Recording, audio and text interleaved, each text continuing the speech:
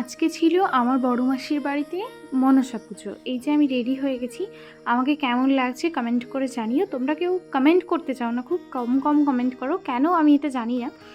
এই যে দেখো ঠাকুরের ঘরটা আমি একটা ক্লিপ নিয়েছিলাম, কি ভীষণ সুন্দর লাগছে তাই না দেখতে। তো প্রত্যেক বছরই এই পুজোটা হয়।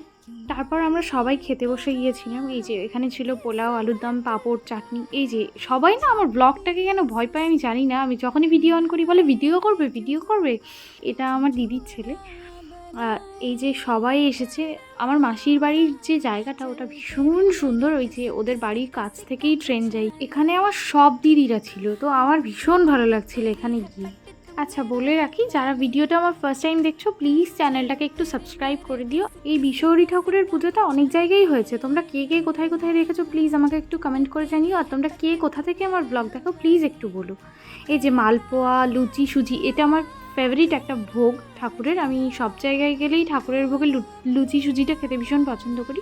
আজকের ভিডিওটা এই পর্যন্তই। কেমন লাগলো জানিও। দেখা হবে নেক্সট ব্লগে। বাই।